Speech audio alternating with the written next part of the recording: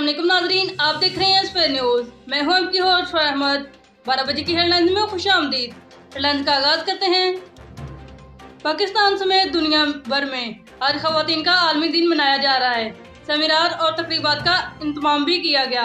इंतजाम भरपूर तरीके से किए गए। लाहौर के अंदर खवातीन ने रैली भी निकाली।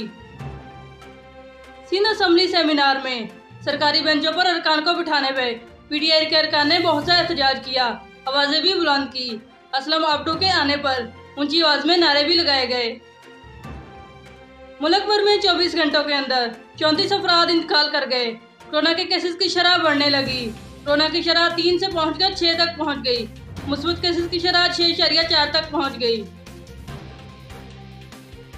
कोरोना की शरह ज्यादा होते ही लाहौर के 12 इलाकों में स्मार्ट लॉकडाउन 13 मार्च तक कर दिया गया।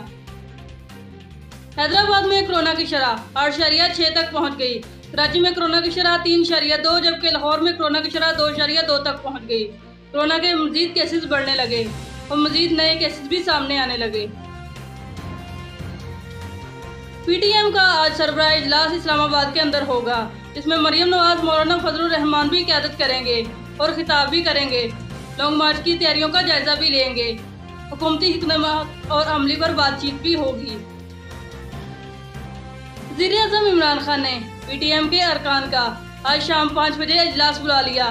हुकूमतें सियासी और मुशावरत दूसरी चीजों पर भी की जाएगी।